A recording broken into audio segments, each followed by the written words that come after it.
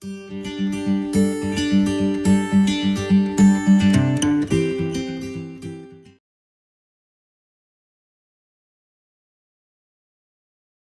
nós vamos dar continuidade na nossa conversa, a conversa que a gente começou na semana passada, e eu quero que você abra a sua Bíblia, por gentileza, no texto de Juízes, capítulo 6, a gente vai dar continuidade na nossa conversa, pensando aí na questão que envolve a vida de Gideão, e hoje nós vamos falar sobre lidar com medo.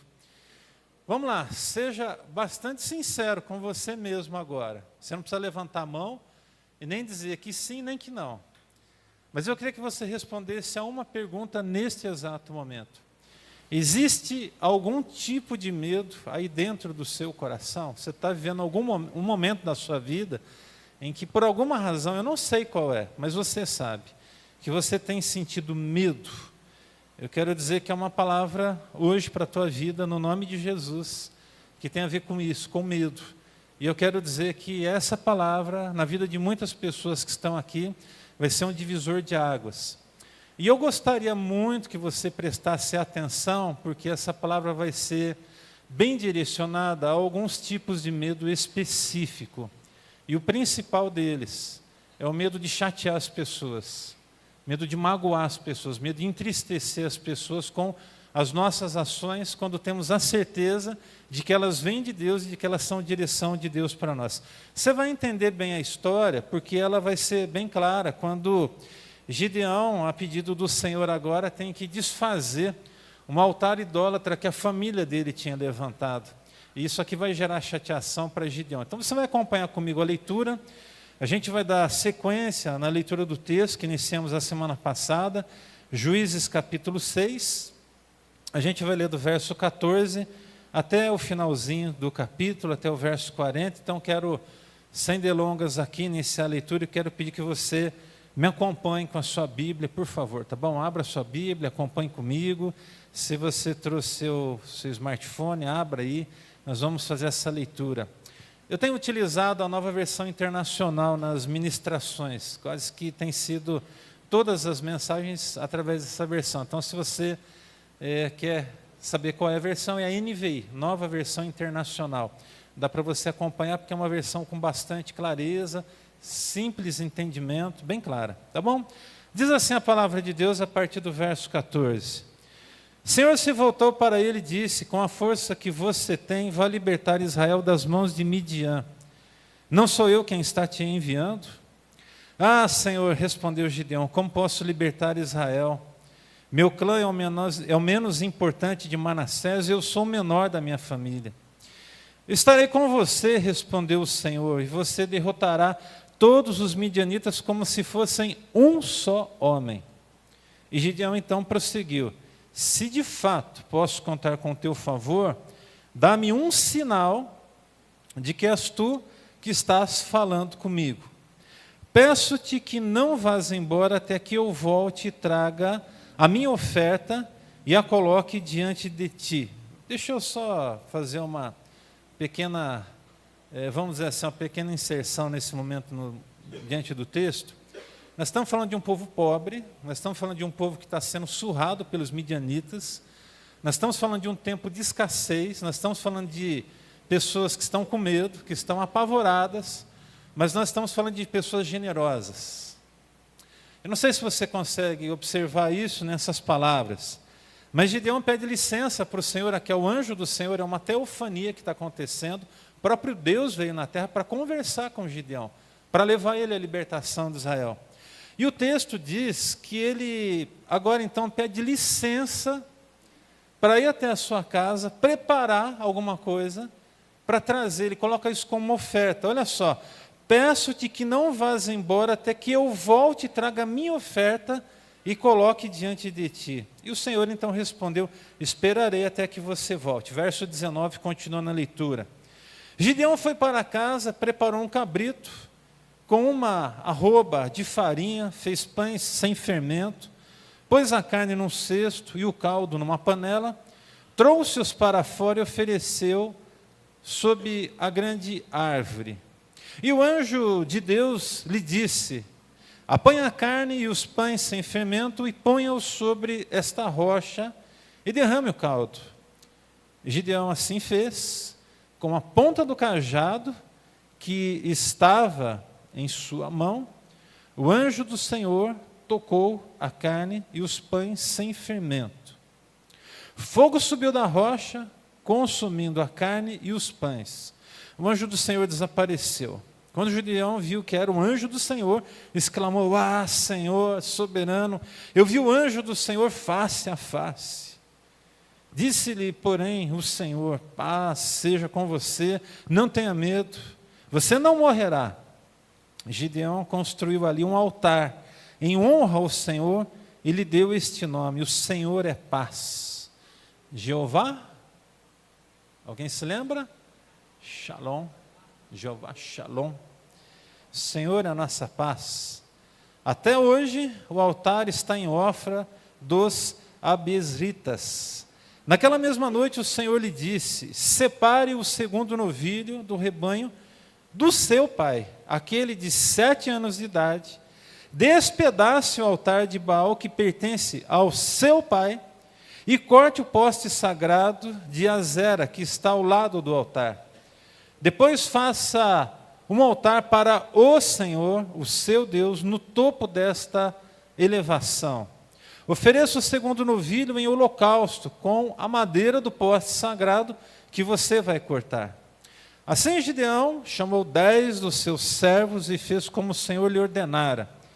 Mas com medo da sua família, preste atenção, mas com medo da sua família e dos homens da cidade, fez tudo de noite e não durante o dia. De manhã, quando os homens da cidade se levantaram, lá estava demolido o altar de Baal com um poste sagrado ao seu lado, cortado, com o segundo novilho sacrificado no altar recém-construído. Perguntaram uns aos outros: "Quem fez isso?" Depois de investigar, concluíram: "Foi Gideão, filho de Joás." Os homens da cidade disseram a Joás: "Traga o seu filho para fora. Ele deve morrer, pois derrubou o altar de Baal e quebrou o poste sagrado que ficava ao seu lado." Joás, porém, respondeu à multidão hostil que o cercava: "Vocês vão defender a causa de Baal? Estão tentando salvá-lo? Quem lutar por ele será morto pela manhã. Se Baal fosse realmente um deus, poderia defender-se quando derrubaram o seu altar." Por isso, naquele dia, chamaram Gideão de Jerubaal, dizendo: "Que Baal dispute com ele, pois derrubou o seu altar." Nesse meio tempo, todos os midianitas e amalequitas, os outros povos que vinham a leste, reuniram-se num só exército, atravessaram o Jordão e acamparam no vale de Jezreel. Então o Espírito do Senhor apoderou-se de Gideão, e ele, com toque de chofar, convocou as Biesritas para segui-lo. Enviou mensageiros a todo Manassés, chamando-os às armas, e também a Zera, Zebulon, a Naftali, que também subiram ao seu encontro. E Gideão disse a Deus: "Eu quero saber se vais libertar Israel por meu intermédio, como prometeste. Vê, coloquei uma porção de lã na eira, se o orvalho molhar apenas a lã, e todo o chão estiver seco, saberei que tu libertarás Israel por meu intermédio, como prometeste." E assim aconteceu. Gideão levantou-se bem cedo no dia seguinte, tomou a lã e encheu uma tigela de água de orvalho. E disse ainda Gideão a Deus: "Não se acenda a sua ira contra mim. Deixa-me fazer mais um pedido. Permita-me fazer mais um teste com a lã. Dessa vez, faze-a ficar seca a lã e o chão coberto de orvalho." E Deus assim fez naquela noite.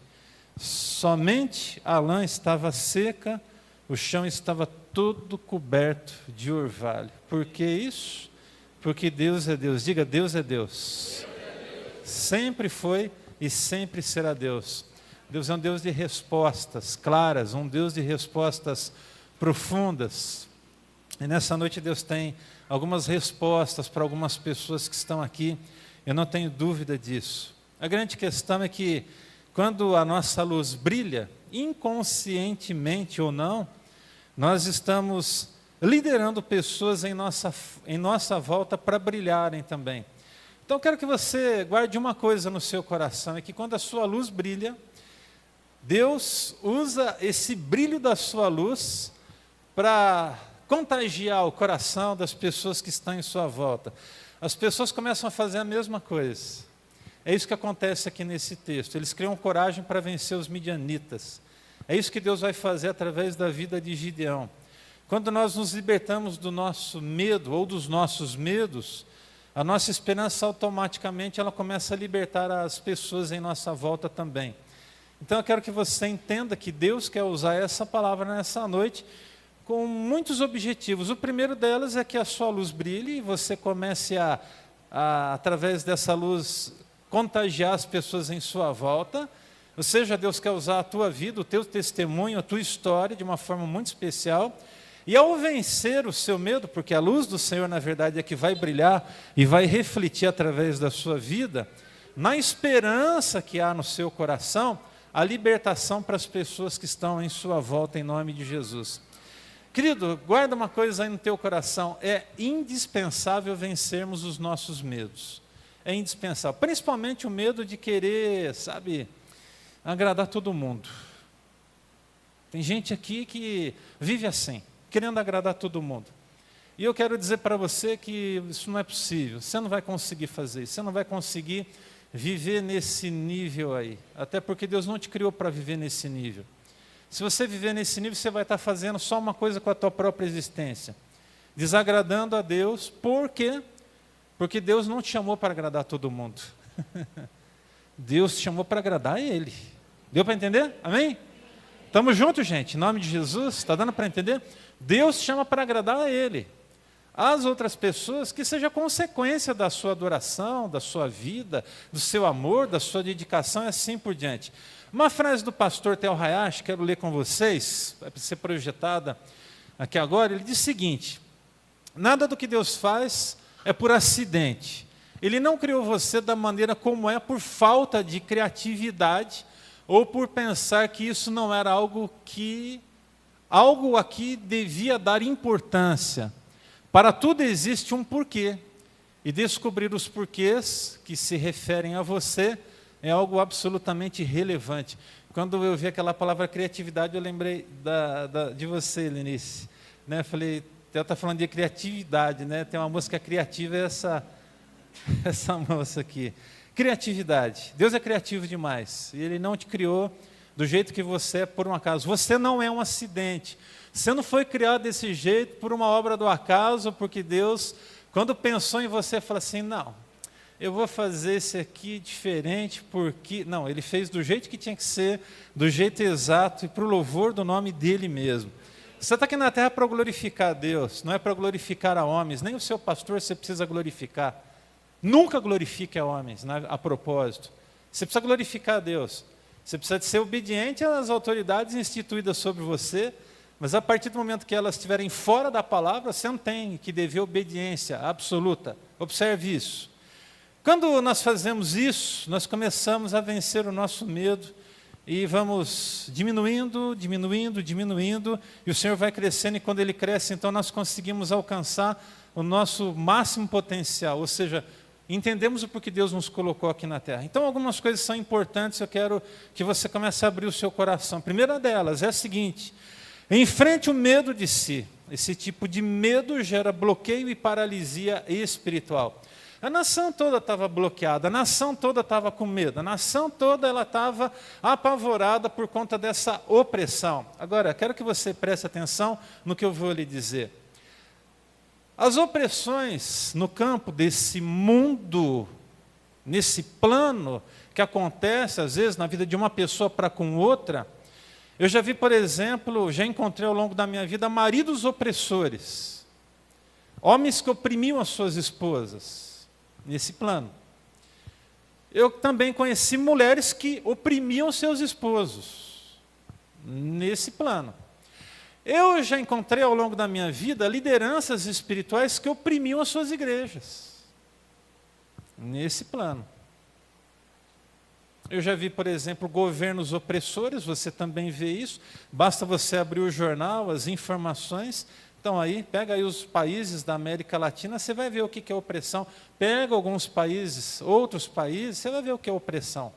Pega os países a gente não pode generalizar, preste muita atenção no que eu estou falando, mas pega aí alguns países onde, na sua maioria, a crença deles é uma crença muçulmana. É uma opressão. Se você disser que é cristão, por exemplo, você é morto. Nesse plano. Mas a questão é, as coisas que acontecem nesse plano, elas são geradas no âmbito espiritual. Você tem que entender isso. Entenda isso. Abra o seu coração para entender isso. Então significa dizer que quando nós enfrentamos os nossos medos, o nosso medo de si mesmo, esse tipo de medo, quando ele não é enfrentado, ele vai gerar bloqueio e paralisia espiritual. Esse tipo de medo faz com que as pessoas não sejam protagonistas das suas próprias histórias, e nem do profético que receberam de Deus. O medo passa a ser o protagonista. É mais ou menos assim, é o medo que impera, é o medo que reina. E aquilo que Deus diz que você tem que viver, que você tem que fazer, por conta do medo você fica paralisado. E Deus não te chamou para viver desse jeito. A palavra de Deus nos diz em 1 João 4,18 o seguinte: no amor não há medo, ao contrário, o perfeito amor expulsa o medo, porque o medo supõe castigo. Aquele que tem medo não está aperfeiçoado no amor. Você pode não estar aperfeiçoado no amor de Deus, na grandeza do amor de Deus, por estar vivendo com medo. Então, comece a receber o amor de Deus, porque o amor de Deus, ele te faz mais que vencedor, em nome de Jesus. É no amor que nós somos mais que vencedores, é no amor do Senhor, é no amor de Deus. O que Deus diz a meu respeito é o que realmente importa. Então diga assim para você mesmo: o que Deus diz a meu respeito é o que de fato importa. Diga para você mesmo nessa noite o que Deus pensa de você. O que Deus pensa de você, o que Deus fala de você, o que Deus, quando te criou, pensou de você. O que é que o Espírito Santo diz sobre você, sobre as suas atitudes, é o que importa hoje. É o que importa para esse momento da sua vida. Cuidado com a opinião equivocada que você tem de você mesmo. Sabe, tem gente que está aqui dentro hoje que se vê como coitado. Eu quero dizer que você não é um coitado no nome de Jesus. E mesmo você que hoje, quando olha para a sua situação, fala, está dando tudo errado. Nem tudo está dando errado, e algumas coisas que você julga serem erradas, no fundo, fazem parte de um processo que você está vivendo, primeiro, para o seu crescimento, e segundo, quem sabe, para a sua libertação. Eu acho que você precisa entender isso nessa noite, porque daí você vai conseguir entender o propósito e o plano de Deus para todas as coisas. Queria te convidar nessa noite a abandonar a mentalidade de órfão, de que achar que está sozinho. Ai, Deus, Ele não está se importando comigo. Quem disse que Deus não está se importando com você? Mas aí você olha para a sua existência, para a sua vida, e como eu disse agora atrás, consegue enxergar, quem sabe, um mar de dificuldades, um mar de problemas. E aí a sua mente humana, nessa reflexão, por tentar querer achar resposta para tudo, você vai concluindo por conta da proporção, da grandeza, dos problemas, das dificuldades, mais ou menos assim, poxa, mas parece que as coisas acontecem só comigo. Está tão difícil, será que Deus está olhando para mim? Ei, presta atenção numa coisa. Assim como Deus disse para Gideão, o Senhor diz para você nessa noite: levanta nessa tua força, guerreiro corajoso, em nome de Jesus. Levanta nessa tua força. Para de olhar para baixo. Sabe, esses dias atrás, teve uma moça que me ensinou uma coisa tão bacana, a esposa do Fábio, vou colocar assim, o dono do lugar onde eu vou, a gente vai na academia. O Fábio é uma pessoa extraordinária, a gente tem aprendido a amar a vida dele de um jeito muito especial. E a Fran, que é a esposa dele, também. E esses dias atrás, eu estava lá na esteira, me exercitando, correndo um pouco, e ela olhou para mim, ela falou, Daniel, posso fazer uma correção? Eu falei, por favor, faz isso. Ela falou, você está correndo assim, inclinado. Olha para frente. Levanta a tua cabeça. E ficou mais fácil. Ficou mais fácil.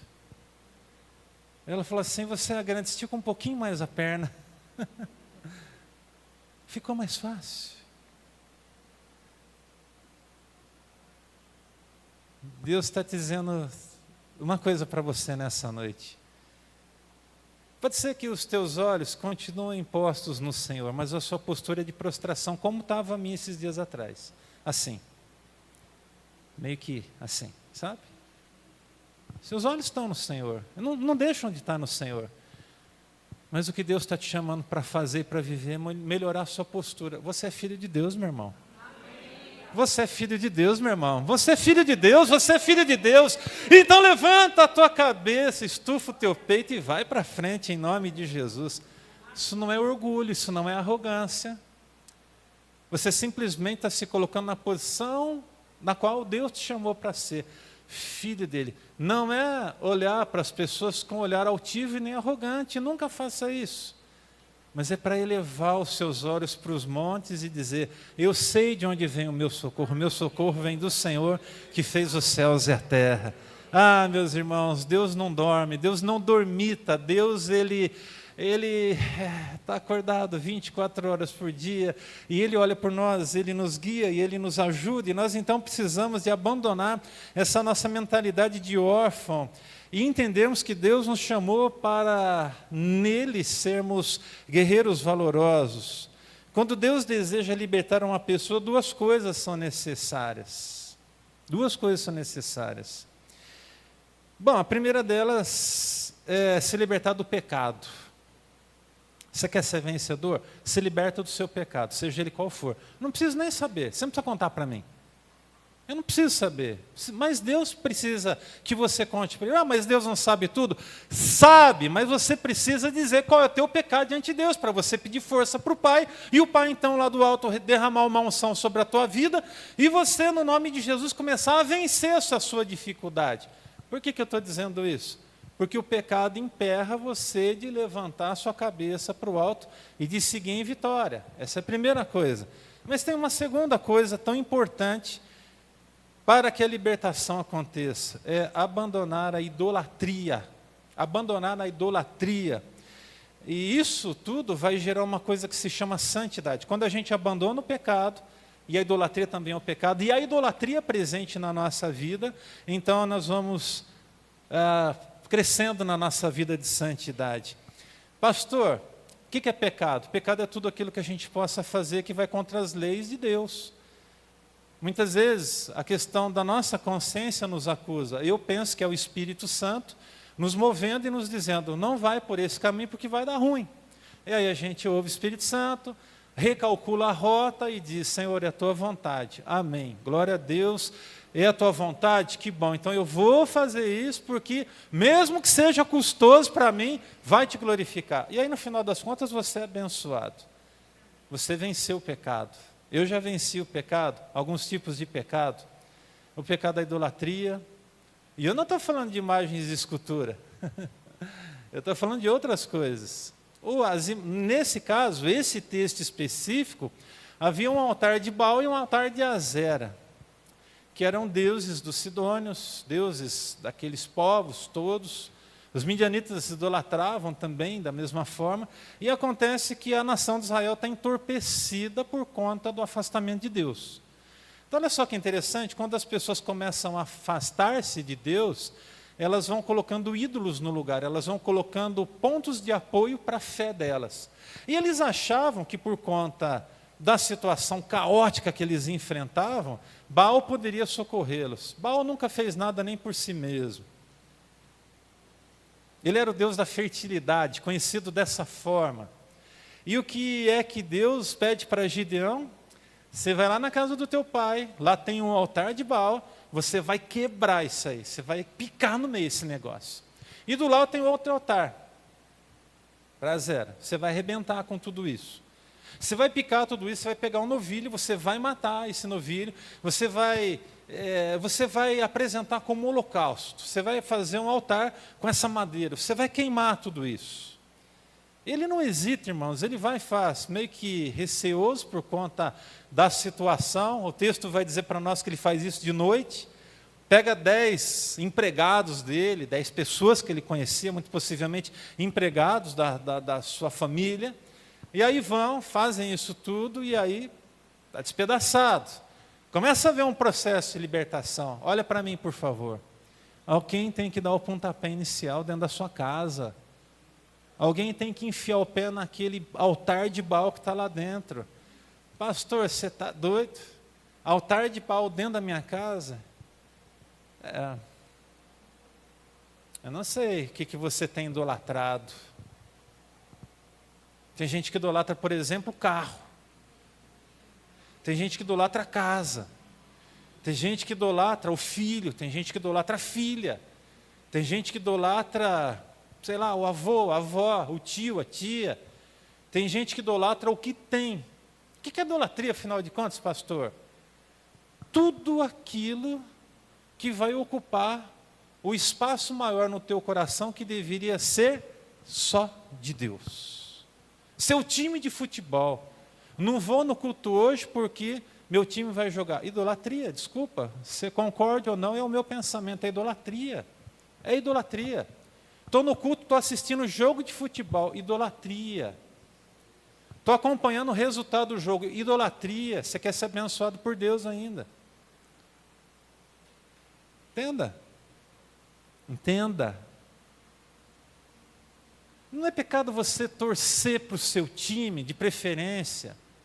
O problema é quando isso começa a entorpecer a tua vida, a ponto de você começar a brigar com os outros, a ponto de você perder uma celebração, quer seja do Life, ou uma celebração de manhã, ou uma celebração à noite.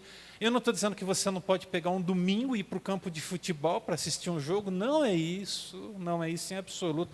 Nossa, mas domingo, né? Irmão, de vez em quando não vejo nenhum problema, de verdade mesmo. O problema é quando a coisa... Vocês estão entendendo, estão sabendo distinguir, irmãos? Estão entendendo bem a palavra do pastor nessa noite, em nome de Jesus? Tem que saber discernir as coisas. Saber discernir. Então, observe, Deus ele vem nesse momento sobre a vida do Gideão com muita ênfase, ele vai pedir a ele que ele abandone essas duas coisas. A libertação acontece a partir daqui. Reconhecimento do próprio pecado e o abandono da idolatria. Isso vai gerar santidade. Outra frase do pastor Theo, coloca para a gente aí, por favor, Felipe. Ele disse assim: é impossível cumprir o que Deus tem para nós sem entendermos qual a nossa real identidade em Cristo. Gideão não sabia quem ele era, mas precisava descobrir. Era necessário que ele enfrentasse o medo que tinha de descobrir sua verdadeira identidade. Quem ele era, na realidade, para então estar habilitado a se tornar tudo aquilo que o Senhor havia chamado para ser. Ele precisava encarar a si mesmo e passar a se enxergar como Deus o via. Aí eu faço uma pergunta muito simplória aqui agora. Como que Deus via Gideão? Hein? Como que é? Um guerreiro valente. Como ele se via? Fraco.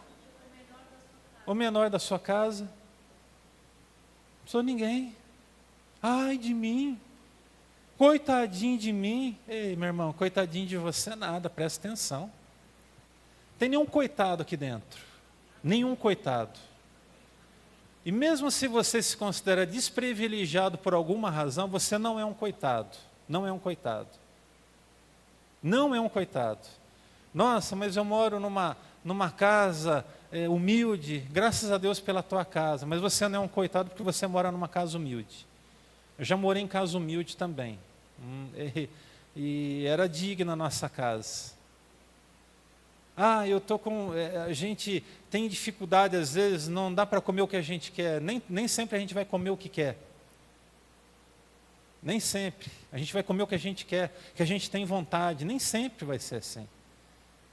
Ei, mas eu estou com dificuldade, porque sabedoria, você precisa de aprender a ter sabedoria, quem sabe, na forma com que você está administrando o que Deus está plantando na tua mão, para que você seja abençoado. Então, comece a guardar no teu coração essas coisas.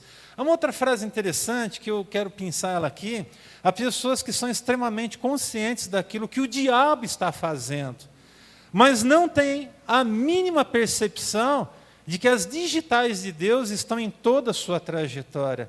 Se voltássemos os nossos olhos e tomássemos consciência daquilo que Deus está fazendo, no lugar de darmos tanta atenção e crédito ao diabo, não nos sentiríamos tão intimidados por esse inimigo. Sabe o que acontece? Tem gente, e eu até arrisco que pode ser que tenha gente que esteja aqui dentro hoje. O diabo está fazendo isso. Tem coisa que não é o diabo que está fazendo, é sem vergonhice da carne. Que misericórdia. Ô louco. Tem misericórdia de mim, tá faltando vergonha na cara mesmo. Ué, gente, tem coisa que a gente descobre de si mesmo, ou a gente está vendo acontecer na nossa frente, que não é o diabo que está fazendo, é o churrasco que está falando mais alto, sabe, a carnalidade, não é isso, é o desejo, é o ímpeto. Eu quero isso, eu preciso disso. Aí você acha que tem que ter tudo na vida. E não tem que ter tudo. Você não tem que ter tudo para ser feliz. Você tem que ser feliz com tudo que você já tem. Porque sendo feliz com tudo que você já tem, se Deus acrescentar alguma coisa a mais, isso também vai glorificar o nome dele. Então, graças a Deus por isso. Segunda coisa que eu quero que você guarde aí no fundo do seu coração no dia de hoje. Vença o medo da necessidade de ser entendido e aceito pelas pessoas. Vença esse medo. Que medo, pastor? Medo de não ser entendido e nem aceito pelas pessoas. Se você é entendido por Deus, você pode ter certeza que é um lugar todo especial nos braços do Pai para você. Então você é aceito pelo Senhor. Esqueça qualquer possibilidade nessa terra de cumprir os propósitos que Deus tem para a tua vida e agradar todo mundo. Então é mais ou menos assim. Se você quer de fato cumprir os propósitos de Deus para a tua vida, em algum momento você vai desagradar as pessoas. Você vai desagradar. Isso cabe para você também, pastor, mas é lógico. Você acha que eu, como pastor, agrado todo mundo? Lógico que não.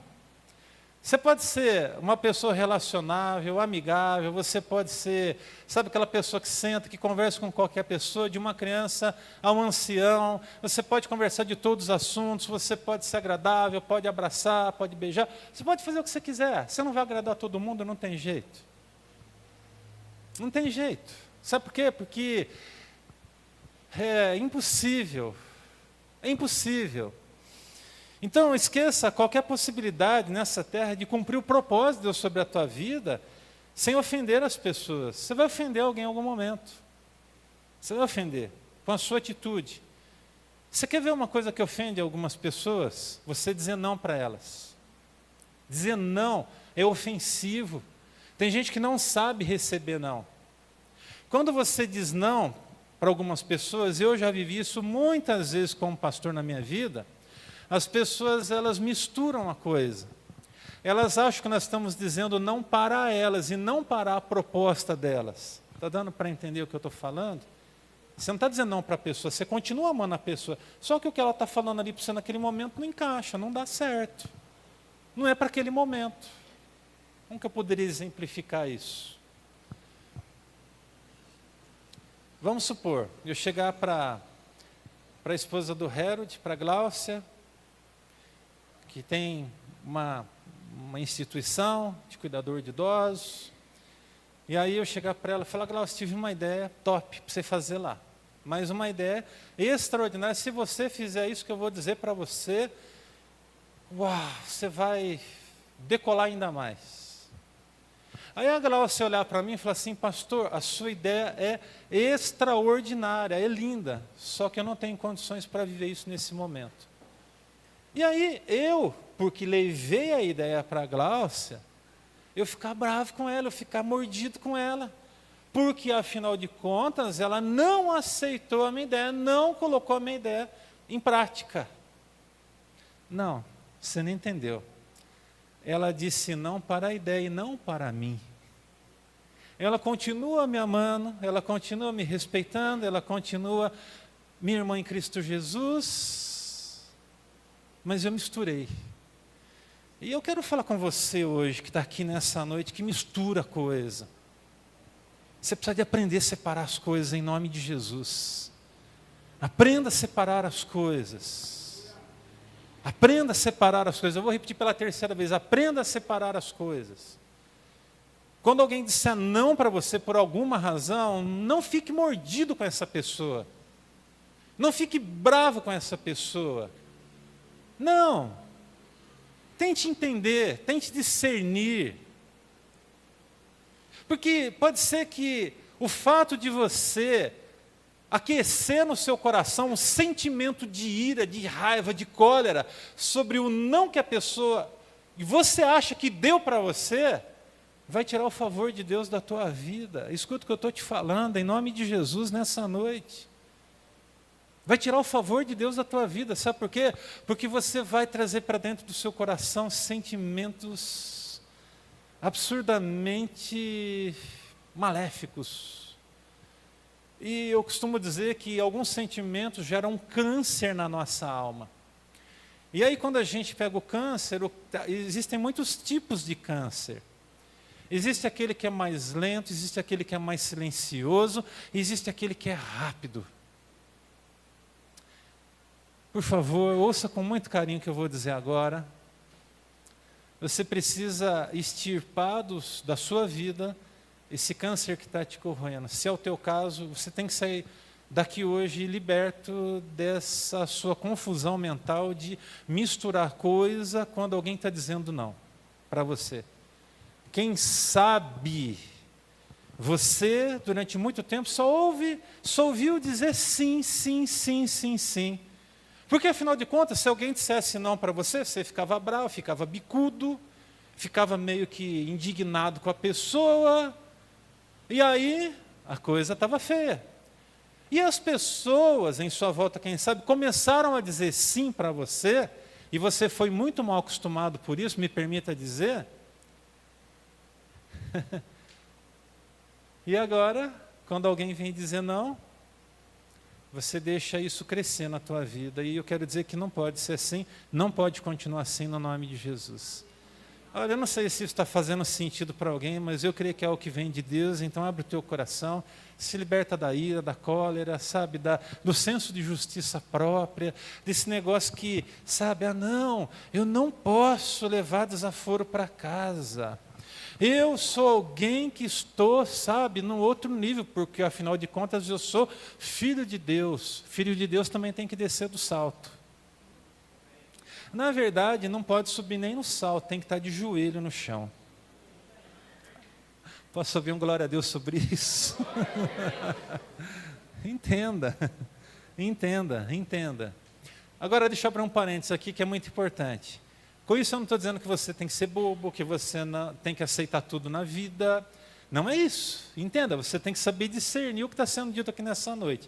Então você vai sair daqui frustrado, você vai falar assim, nossa, o pastor falou um monte de coisa lá na frente, quer dizer que eu tenho que aceitar tudo na vida? De jeito nenhum. Não é assim.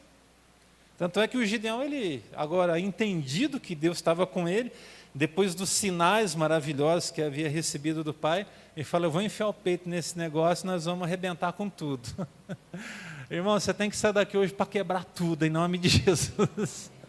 Aquela ira santa, sabe, aquele ímpeto espiritual, aquela coisa boa, mas é para sair enfiando o pé em tudo quanto é tipo de Baal que você encontrar na frente.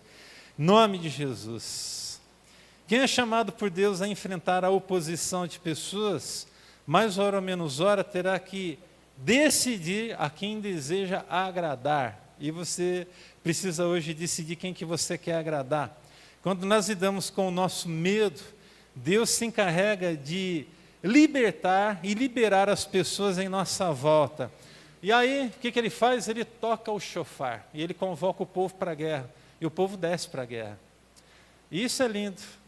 Porque a luz que está brilhando agora no Gideão, que estava meio encurvadinho assim, olhando só para baixo, com aquela síndrome de coitado que só Deus para ter misericórdia mesmo, depois que Deus fala com ele, ele já dá uma levantada, a postura já muda, ele já começa a olhar para cima, sabendo que é do alto que vem o socorro, e ele decide caminhar em Deus, ele decide fazer as coisas em Deus. Olha, presta atenção, isso aqui é algo muito especial de Deus para você nessa noite. Você tem que sair daquela posição de prostração e agora elevar os seus olhos para o Senhor e fazer o que vai fazer para que a glória seja refletida para o céu. As pessoas vão bater palma para você, irmão. Presta atenção no que eu estou te falando. Tem gente aqui que está vivendo coisa extraordinária, coisa linda. Eu tenho certeza de que tem gente aqui que vai alcançar patamares muito altos, muito elevados, que Deus vai levar vocês assim a níveis tão elevados que as pessoas em volta não vão compreender, não vão aceitar, e não tem que aceitar mesmo, porque é o que Deus tem para você, com você de maneira especial, e ponto final. Mas presta atenção no que eu vou te falar. O aplauso da multidão, a glória que a multidão possa querer oferecer para você, tem que bater aqui e subir para o céu. Você tem que ter essa consciência assim, Senhor. Se alguém bater a palma para alguma coisa que você está fazendo, isso é normal. As pessoas vão fazer isso e não é pecado isso. Elas vão bater palma para as coisas que você está fazendo. Mas você tem que ter consciência de que você só está fazendo o que está fazendo porque Deus está contigo. Então a glória é dele. Então você diz assim, Senhor, que as palmas elas ressoem no céu agora, que elas batam aqui e encontrem espaço na tua presença. Então é tudo para o Senhor, é para ti, é para a tua glória, é para a tua honra. Você está sendo bem sucedido no seu trabalho? A glória é do Senhor. Você está sendo bem sucedido nos seus estudos? A glória é do Pai. Você está sendo bem sucedido nas suas vendas? A glória é do Senhor. O reconhecimento que estão querendo trazer para você, que estão trazendo para você, tem que ser assim, ó, daí para lá. Bate aqui, gera aquela sensação de gratidão a Deus, porque afinal de contas Deus está fazendo a obra, através da tua vida, sim ou não? Amém. Ei, Deus está te usando, você é poderoso guerreiro agora na presença do Senhor, você não é uma pessoa qualquer, você é filho do Altíssimo, e graças a Deus por isso. Quando vencemos os nossos medos, recebemos revestimento do alto. Verso 34 do texto vai dizer assim para nós, olha só, então o Espírito do Senhor apoderou-se de Gideão. Aleluia. Amém? Amém? O Espírito do Senhor apoderou-se de Gideão. Revestimento do alto. Esse é o poder que você tem que buscar para a tua vida, não é outro. Não é o poder dos aplausos, não é qualquer outro tipo de poder que você possa ter nesse mundo corrompido. Mas é o poder do alto, e é o poder do alto que vai te fazer mais que vencedor. Eu queria compartilhar com vocês, irmãos queridos, 4 verdades sobre o medo. Primeira delas, primeira verdade, o medo gera paralisia, e ele tem efeito anestésico sobre as pessoas. Então você precisa vencer o seu medo hoje, em nome de Jesus. Amém? Você sabe qual é o seu medo, então eu queria que você virasse para a pessoa que está do seu lado. Eu sei que tem gente que não gosta de fazer isso, mas eu queria que você, nesse exato momento, dissesse assim, você precisa vencer o seu medo. Maurício, precisa vencer. Se tem, Maurício, tem que vencer. Se temos algum medo, pastor, não tenho medo nenhum. Você é brincadeira, hein? Não é fraco não. Não tem medo nenhum. Que bênção, que legal, né? Tira o chapéu para você, viu? Você não tem nenhum medo. Nada, zerado aí. Uau! Precisa andar mais perto de você, viu? Vamos lá, uma outra verdade sobre o medo. O problema é que quem padece desse mal, ou seja, do medo, não consegue avançar, ir para frente, pois sempre haverá algo que irá puxá-lo para trás, dizendo que o seu lugar não é ali e nem na companhia dos vencedores. E eu quero dizer que a sua companhia é na companhia dos vencedores. E eu quero dizer que a nossa companhia é uma companhia de vencedores, em nome de Jesus. Nós somos mais que vencedores, no nome do Senhor Jesus. Há uma outra verdade sobre o medo. O medo é descaradamente mentiroso e igualmente traiçoeiro. Medo é assim. Ele é descaradamente mentiroso. Ele vai tentar colocar coisa no teu coração que não é verdade. Até porque em alguns momentos, não vamos generalizar, mais uma vez aqui, alguns medos são colocados pelo inimigo da nossa alma no nosso coração. Qual é o teu medo? O Senhor está te chamando para vencer ele. E o medo, da mesma forma como é mentiroso, ele é traiçoeiro. Há uma outra verdade, eu quero aqui falar ainda sobre o medo. Aos poucos ele vai se disseminando como um vírus, até tomar o controle de todo o nosso corpo. E quando nos damos conta, o que era tão insignificante tomou proporção tal que passou a ditar completamente, presta atenção agora, quem somos, o que pensamos e o jeito que nós vamos fazer as coisas. Não é assim? O medo faz isso. Ele dita o que você vai fazer, quem você é, como você tem que fazer.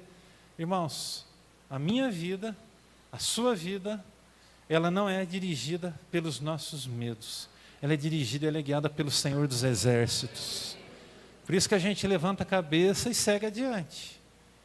Mesmo tomando bordoada. E eu sei que tem gente que está tomando umas par dela. É bordoada para todo lado. Misericórdia. Só Deus na causa. Mas você não vai fazer o que o diabo quer que você faça e nem o que o mundo quer que você faça. Que é se curvar de novo e começar a caminhar com a cabecinha baixa. Chega de andar com a cabeça baixa. Senhor, hoje me coloca aqui para dizer que você precisa mudar a sua postura. Chega. É hora de dar um basta, irmão. Dá um basta. Pastor, mas tem um numeroso exército aí para me atacar. E aí que tem um numeroso exército? No Senhor você é a maioria. Isso fica claro para nós a cada dia, e a cada dia nós vemos o amor do Senhor. Terceira verdade que a história vai nos ensinar, e eu concluo com essa palavra aqui, durante um tempo preciso explanar ela, diz assim, a terceira verdade: vença o medo de perder, mesmo quando os recursos forem escassos. Pastor, mas eu tenho tão pouco, mas não tenho medo de perder. No Senhor você tem tudo que é preciso, e você terá todo o recurso necessário. Filipenses 1,6 vai dizer, eu estou convencido, Paulo falando, eu estou convencido de que aquele que começou a boa obra em vocês, ele vai completá-la até o dia de Cristo Jesus. Aleluia. Obrigado, Senhor. Obrigado, Senhor. Porque a tua obra vai se completar na minha existência e na existência dos meus irmãos. Obrigado, Senhor, porque nós estamos sendo convencidos pelo teu Espírito de que o Senhor que começou essa boa obra não vai deixar de concluí-la. O Senhor vai concluí-la por inteiro. Até o final da nossa vida, nós teremos essa obra concluída em nome de Jesus. Deus te fez vencer com pouco porque Ele quer espaço para ser Deus. Então, por isso que Deus faz a gente vencer com pouco. Amém? Deus faz a gente vencer com pouco por quê? Para que a glória seja dele, irmãos. E é isso que a gente tem que guardar no fundo do nosso coração, no nome de Jesus Cristo.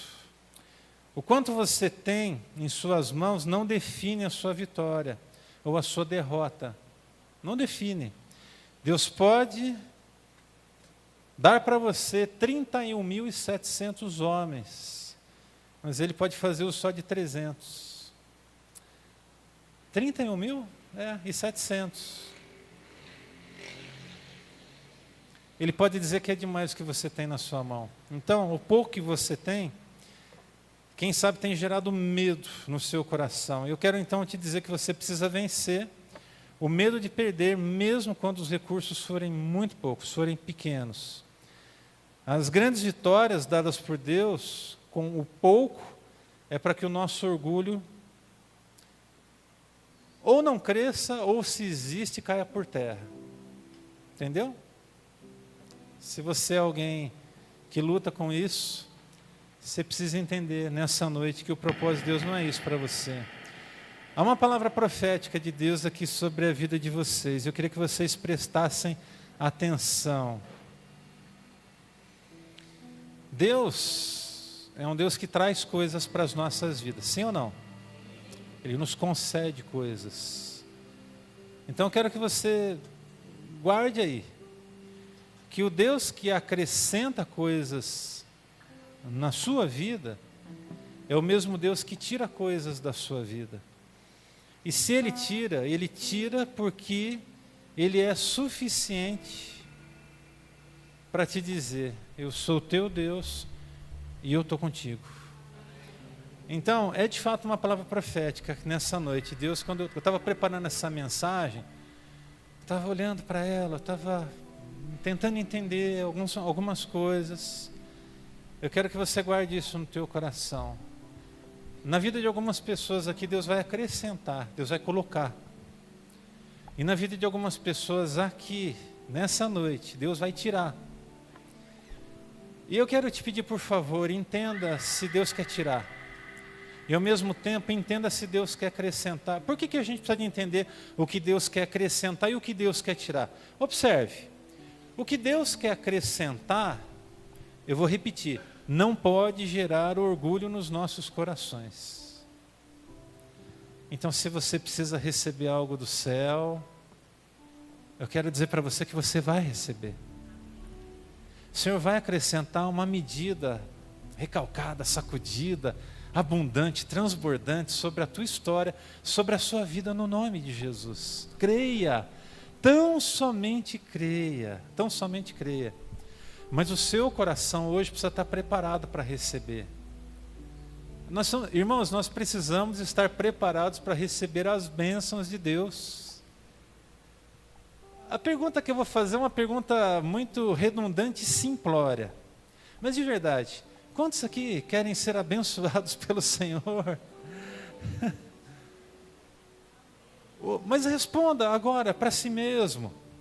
No dia chamado hoje, você está preparado para receber, nessa medida que eu falei, sacudida, recalcada, transbordante, algo a mais sobre a tua história?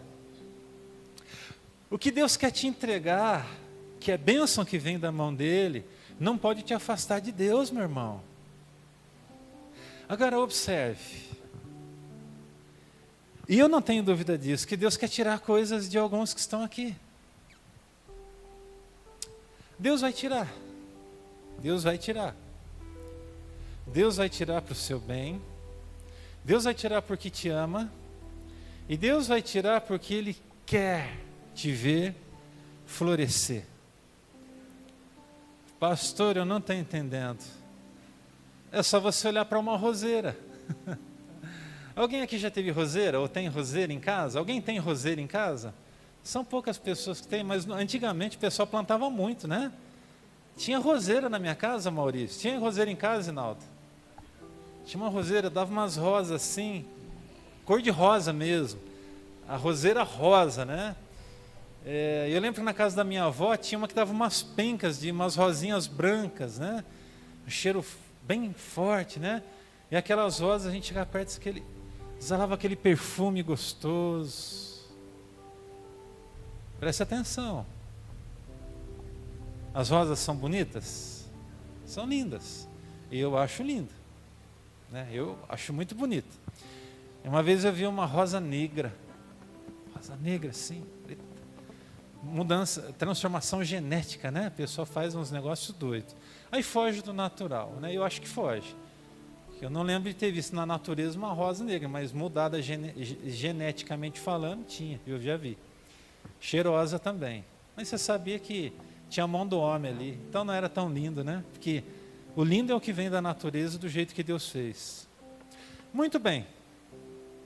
Um pé de roseira, todo lindo, cheio de flores. Há um momento em que as rosas soltam a sua florzinha, depois o botãozinho, né? Aí depois começa a abrir, desabrochar, aquele botão. Aí de repente a flor se abre toda. Aí passam uns dias, o que acontece? Começa a cair as pétalas, né? Aí você olha e fala, nossa, estava tão lindo, tão lindo. Começa a cair as pétalas. Aí, daqui a pouco, aquele pé de roseira, aquele pé de rosa, fica meio sem graça. Você olha para ele e fala assim, cadê? Estava tão bonito esses dias atrás, mas tem um período certo para fazer isso. Observe, há um período certo para se fazer o que eu vou dizer agora, que é isso aí.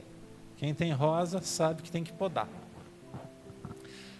Aí, os entendidos da arte, eu já não lembro mais como que se faz isso, eu cheguei a estudar isso aí, para poder fazer bem feito, né? Vão lá e tem uma medida certa. Podam. Aqueles galhos maiores, podam, vão podando, tem um jeito certo.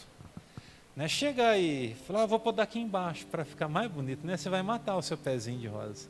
Tem um jeito certo. Pois bem, depois da poda, o que começa a acontecer? O que começa a acontecer? Ela começa a brotar. E os brotos vão trazer o que novamente sobre a sua vida? As rosas. Mas não se esqueçam que as rosas têm os seus espinhos.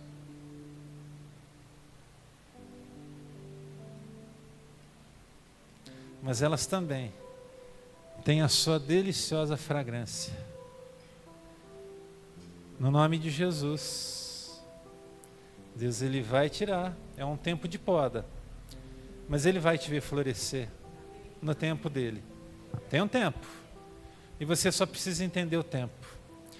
Quando a gente consegue entender o tempo de Deus, para tudo na nossa vida, aí a gente respira fundo e fala, Senhor, obrigado. O Senhor me levou a entender. Ei, presta atenção. Vai ter algum momento da sua vida que você vai precisar entender. E vai ter algum momento da sua vida que você não vai entender muito também, não. E aí eu quero dizer para você uma coisa. Quem diz que você tem que entender tudo?